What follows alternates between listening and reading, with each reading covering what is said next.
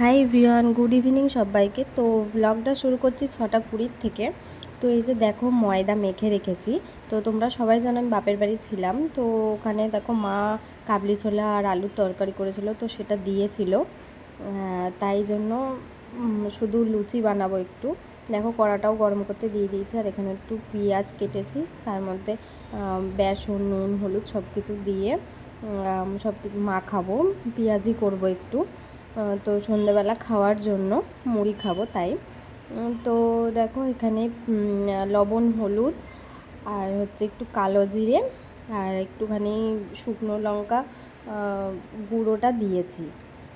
আমি কাঁচা লঙ্কাটা খুব একটা খাই না, মানে খাই না বলতে মুখে পড়লে খুব একটা অড লাগে আমার, তো সেই কারণে একটুখানি জাস্ট হালকা গুঁড়ো লঙ্কা দিয়েছি। তো এখানে কড়াটাও গরম হয়ে গেছে, তেলটা দিয়ে নিলাম। তো বাপের বাড়ি ছিলাম তাই ব্লগটা কন্টিনিউ করা হয়নি, সেই কারণে এসে দিচ্ছি ব্লগটা। তো এই যে দেখো আমার পেঁয়াজি মাখা অলমোস্ট কমপ্লিট।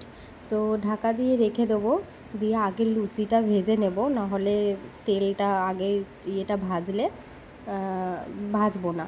তো ওই কারণে দেখো লুচিটা বেলে নিচ্ছি। তো প্রথমে বুঝতে পারছিলাম না, দেখো বারবার না যতবার বেলতে যাচ্ছি ততবার নিচ থেকে, যেহেতু ওইটা হচ্ছে পাথরের ওপরেই বেলছিলাম, তো সেই কারণে না বারবার ইয়েটা সরে যাচ্ছিলো, স্লিপ খেয়ে যাচ্ছিলো।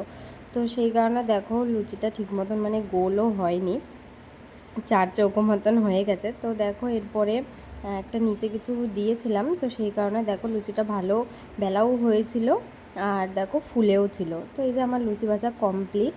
তো ঢেকে রেখে দেবো, নিচে রেখে দিয়েছিলাম। আর এই যে দেখো এতটা তেল লাগবে না, সেই কারণে একটু তেল ঢেলেছি, আর ঢালতে গিয়ে দেখো সর্বনাশ হয়ে গেছে, মানে পড়ে গেছে তেলটা অনেকটাই।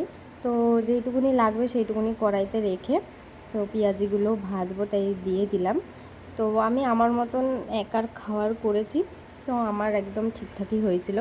তো দেখো যেহেতু তেলটা পড়েছিল তাই পুরো মানে রান্নার জায়গাটা পরিষ্কার করে নিচ্ছিলাম, নাহলে দাগ দাগ মতন হয়ে যাবে। তো সব কিছু গুছিয়ে গাছিয়ে দেখো এইটুকুনি ময়দা ছিল, তো সেটা ফ্রিজে রেখে দিলাম। তো কালকে সকালে আবার করব, কিছু একটা করে নেব। তো এখানে কিছু অল্প বাসন ছিল, আমি যখনকার কাজ তখনই করে রাখার চেষ্টা করি, তাহলে কি হয় মানে নিজেরই সুবিধা হয়, অনেকটা হয়ে গেলে প্রবলেমই হয়। তো যখন যেইটুকুনি বাসন হয় একটা হলে একটাটাও মেজে রেখে দিই। তো সেই কারণে দেখো সব কিছু ধুয়ে টুয়ে নিলাম। এদিকে দেখো ওটা ধুতে ধুতে আমার এদিকে এক পিঠ ভাজাও হয়ে গেছে। তো এখানে সব কিছু পরিষ্কার করে ওই দিকটা ভাজা হোক, আমি ততক্ষণ মুড়িটা মাখিয়ে নিই। তো মুড়ি অল্প খুব নিয়েছি, আর মুড়ি চানাচুর আর একটু হালকা তেল দিয়ে মেখে নিলাম। তো এই যে মুড়ি মাখাও কমপ্লিট, আর ওইদিকে দেখো আমার পেঁয়াজিও রেডি। তো কে কে খাবে চলে এসো। এটা হলো আমার সন্ধ্যেবেলার টিফিন। তো কিছুটা তেল ছিল, সেই কারণে ঢাকা দিয়ে রেখে দিয়েছি কালকে সকালে যদি কিছু করি।